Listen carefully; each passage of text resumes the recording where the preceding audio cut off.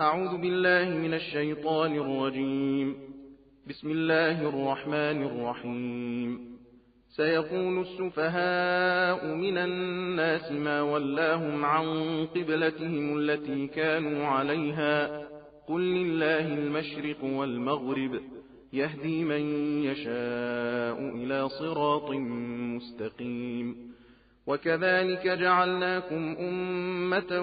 وسطا لتكونوا شهداء على الناس ويكون الرسول عليكم شهيدا وما جعلنا القبلة التي كنت عليها إلا لنعلم من يتبع الرسول ممن ينقلب على عقبيه وإن كانت لكبيرة إلا على الذين هدى الله وما كان الله ليضيع إيمانكم إن الله بالناس لرءوف رحيم. قد نرى تقلب وجهك في السماء فلنولينك قبلة ترضاها فول وجهك شطر المسجد الحرام وحيث ما كنتم فولوا وجوهكم شطره وإن الذين أوتوا الكتاب ليعلمون أنه الحق من ربهم وما الله بغافل عما يعملون. ولئن أتيت الذين أوتوا الكتاب بكل آية ما تبعوا قبلتك وما أنت بتابع قبلتهم وما بعضهم بتابع قبلة بعض ولئن اتبعت أهواءهم من بعد ما جاءك من العلم إنك إذا لمن الظالمين. الذين آتيناهم الكتاب يعرفونه كما يعرفون أبناءهم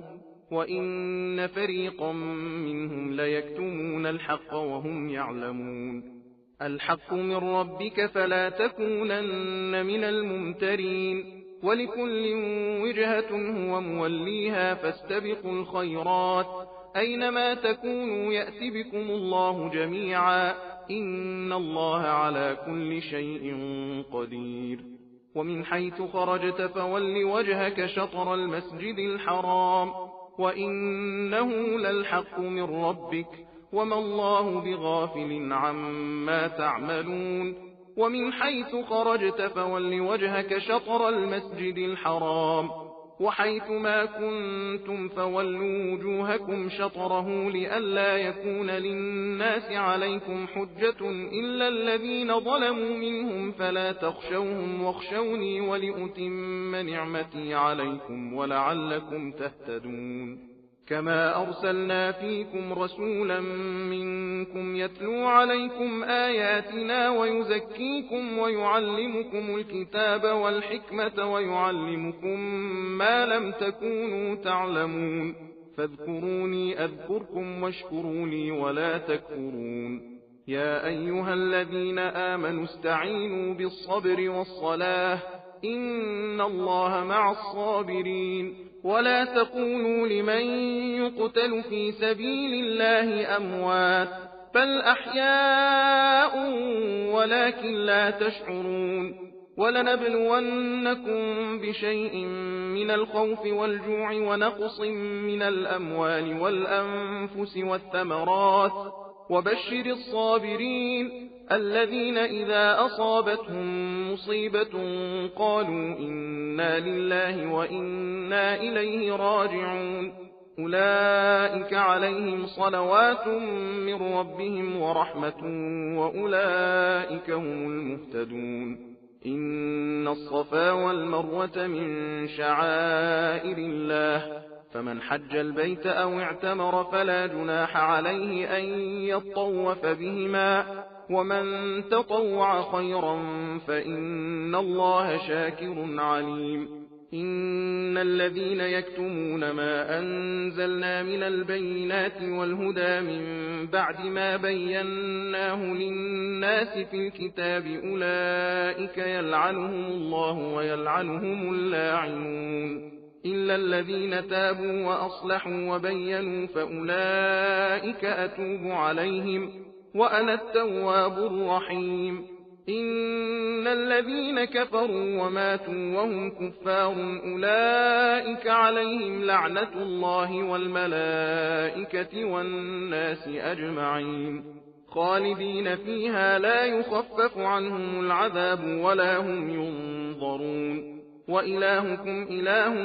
واحد لا إله إلا هو الرحمن الرحيم إن في خلق السماوات والأرض واختلاف الليل والنهار والفلك التي تجري في البحر بما ينفع الناس وما أنزل الله من السماء من ماء فأحيا به الأرض بعد موتها وبث فيها من كل دابة وتصريف الرياح والسحاب المسخر بين السماء والأرض لآيات لقوم يعقلون ومن الناس من يتخذ من دون الله أندادا يحبونهم كحب الله والذين آمنوا أشد حبا لله ولو يرى الذين ظلموا إذ يرون العذاب أن القوة لله جميعا وأن الله شديد العذاب إذ تبرأ الذين اتبعوا من الذين اتبعوا ورأوا العذاب وتقطعت بهم الأسباب وقال الذين اتبعوا لو أن لنا كرة فنتبرأ منهم كما تبرأوا منا كذلك يريهم الله أعمالهم حسرات عليهم وما هم بخارجين من النار يا أيها الناس كلوا مما في الأرض حلالا طيبا ولا تتبعوا خطوات الشيطان إنه لكم عدو مبين إنما يأمركم بالسوء والفحشاء وأن تقولوا على الله ما لا تعلمون وإذا قيل لهم اتبعوا ما أنزل الله قالوا بل نتبع ما ألفينا عليه آباءنا أولو كان آباؤهم لا يعقلون شيئا ولا يهتدون ومثل الذين كفروا كمثل الذي ينعق بما لا يسمع إلا دعاء ونداء صم بكم عمي فهم لا يعقلون يا أيها الذين آمنوا كلوا من طيبات ما رزقناكم واشكروا لله إن كنتم إياه تعبدون إنما حرم عليكم الميتة والدم ولحم الخنزير وما أهل به لغير الله فمن اضطر غير باغ ولا عاد فلا إثم عليه إن الله غفور رحيم إن الذين يكتمون ما أنزل الله من الكتاب ويشترون به ثمنا قليلا أولئك ما يأكلون في بطونهم إلا النار ولا يكلمهم الله يوم القيامة ولا يزكيهم ولهم عذاب أليم أولئك الذين اشتروا الضلالة بالهدى والعذاب بالمغفرة فما أصبرهم على النار ذلك بأن الله نزل الكتاب بالحق وإن الذين اختلفوا في الكتاب لفي شقاق بعيد ليس البر أن تولوا وجوهكم قبل المشرق والمغرب ولكن البر من آمن بالله واليوم الآخر والملائكة والكتاب والنبيين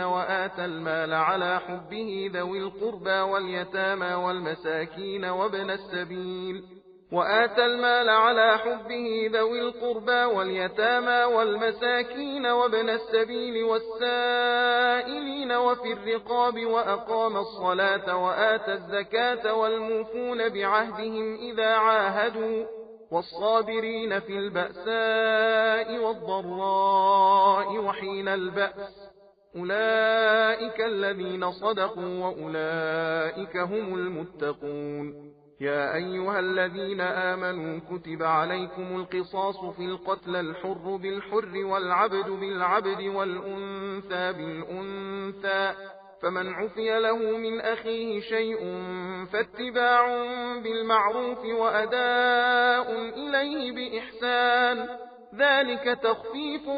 من ربكم ورحمة، فمن اعتدى بعد ذلك فله عذاب أليم. ولكم في القصاص حياة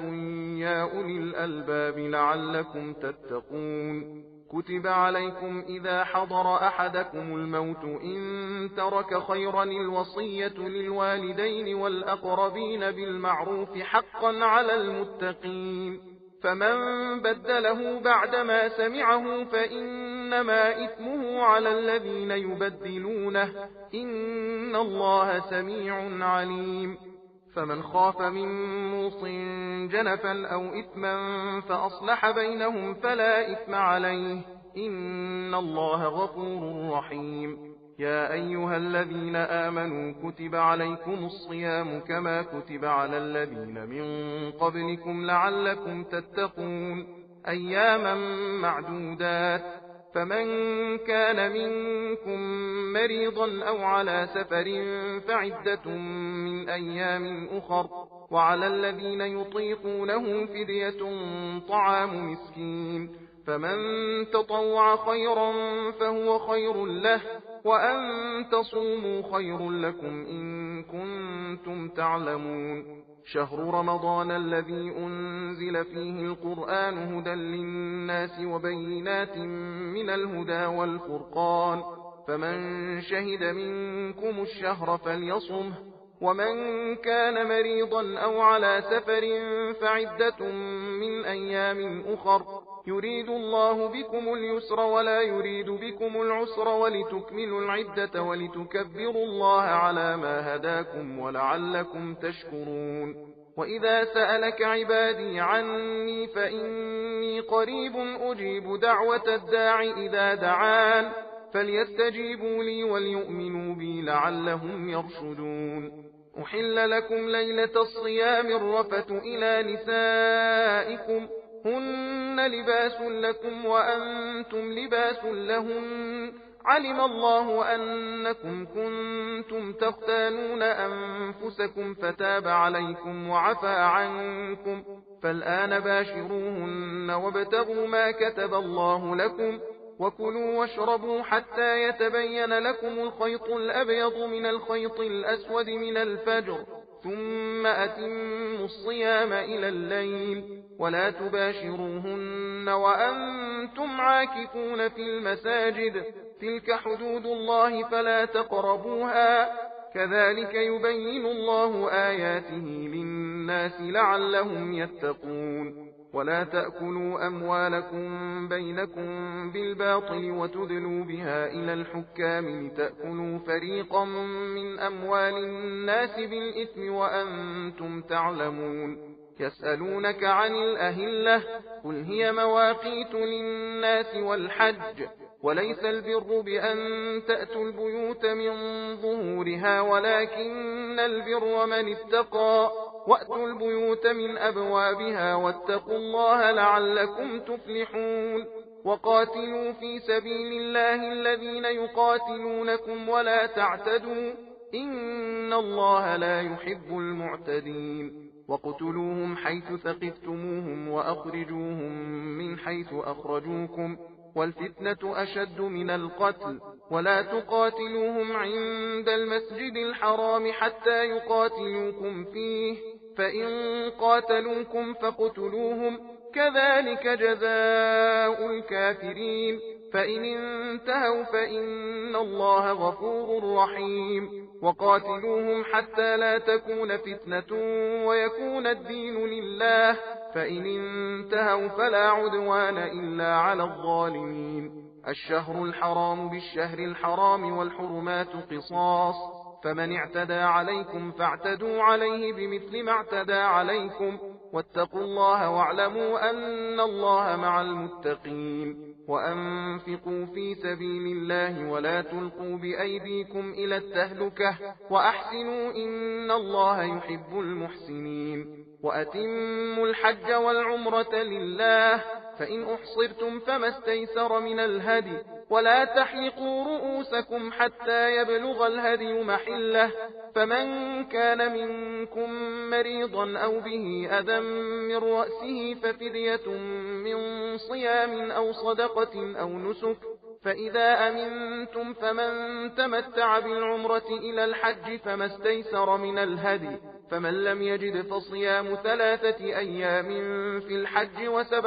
إذا رجعتم تلك 10 كاملة ذلك لمن لم يكن أهله حاضر المسجد الحرام واتقوا الله واعلموا أن الله شديد العقاب الحج أشهر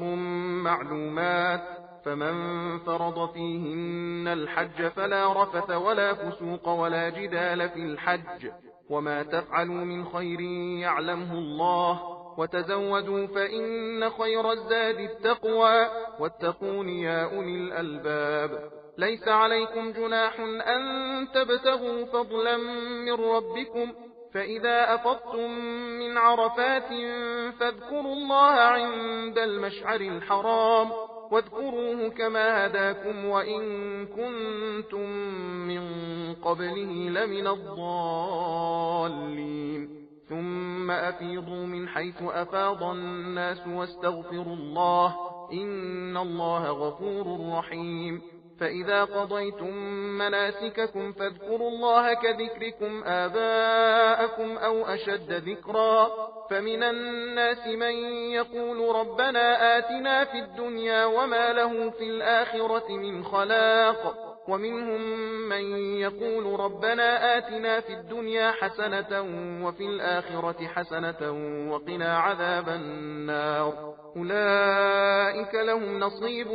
مما كسبوا والله سريع الحساب واذكروا الله في أيام معدودات فمن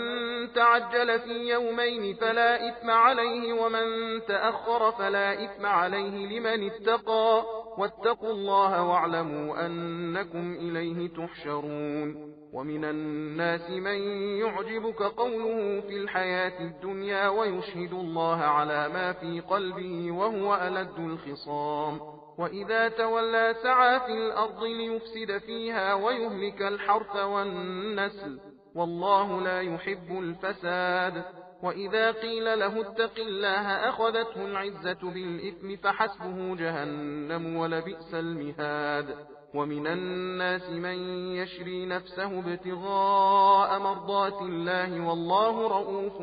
بالعباد يا أيها الذين آمنوا ادخلوا في السلم كافة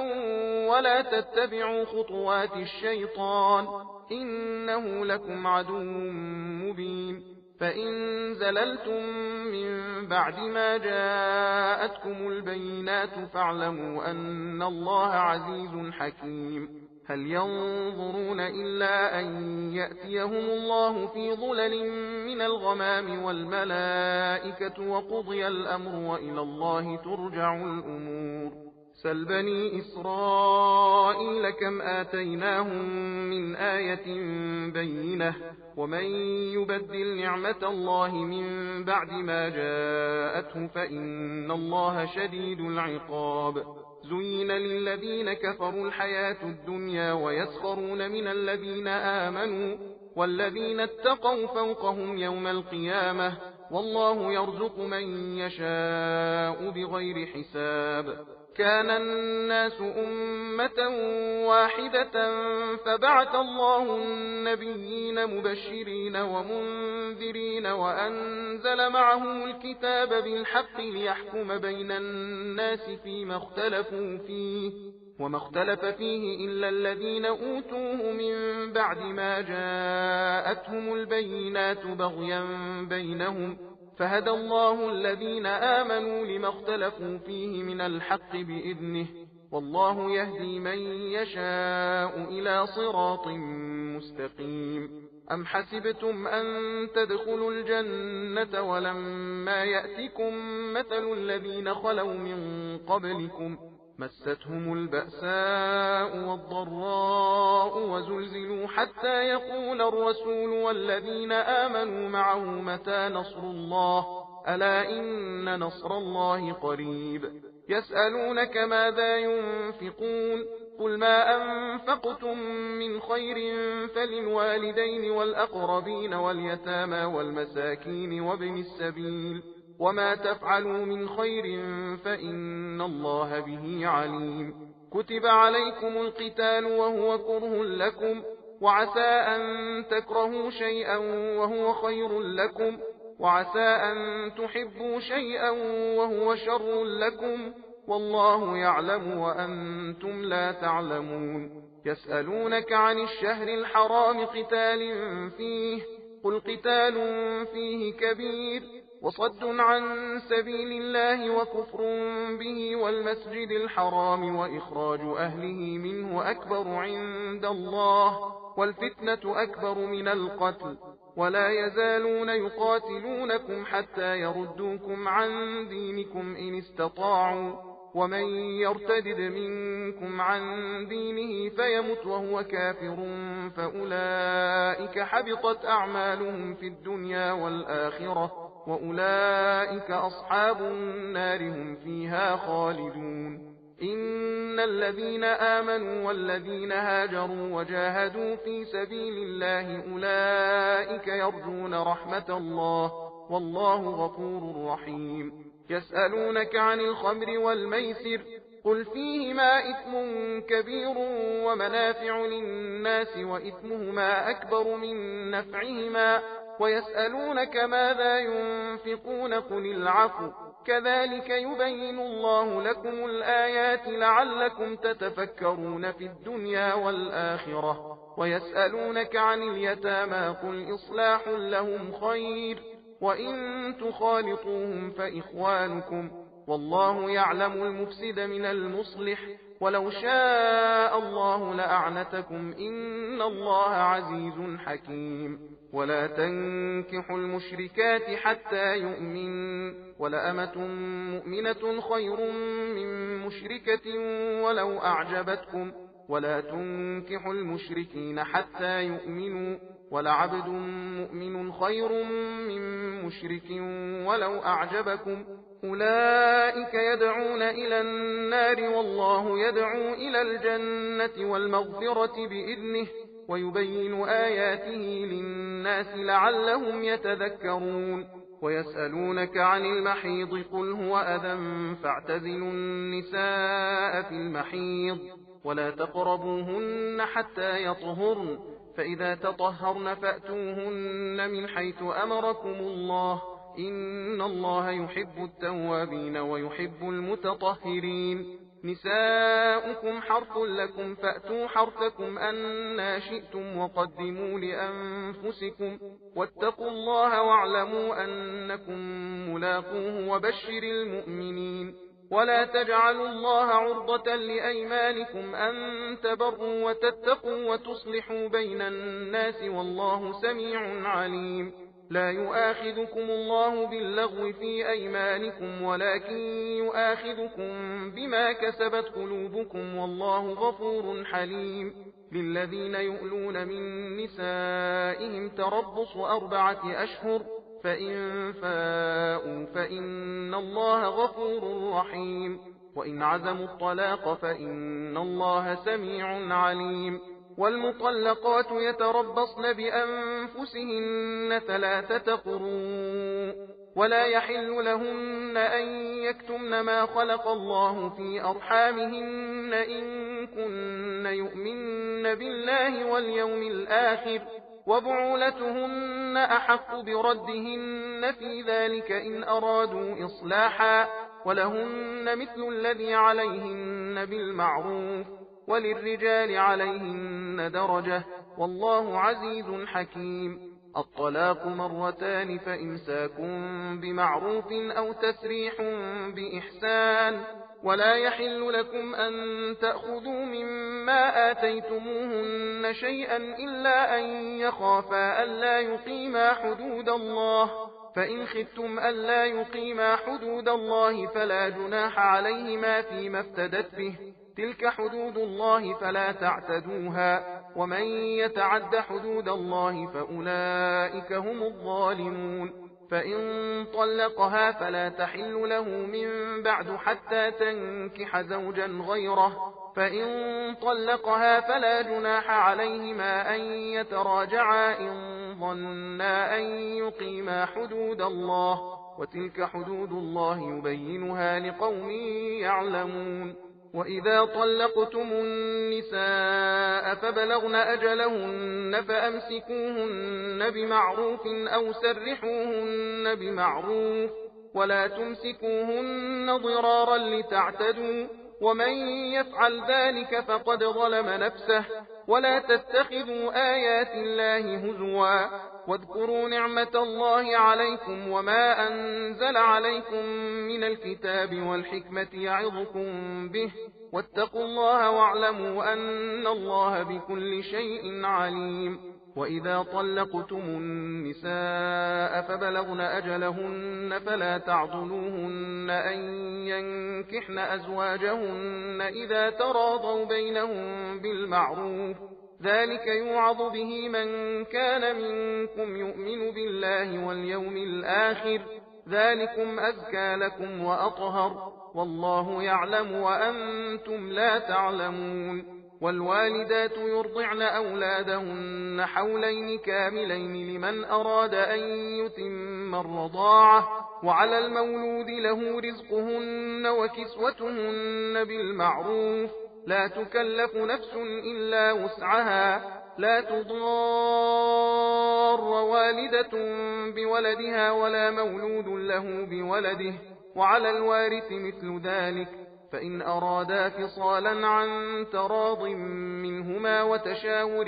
فلا جناح عليهما. وإن أردتم أن تسترضعوا أولادكم فلا جناح عليكم إذا سلمتم ما آتيتم بالمعروف، واتقوا الله واعلموا أن الله بما تعملون بصير. والذين يتوفون منكم ويذرون أزواجا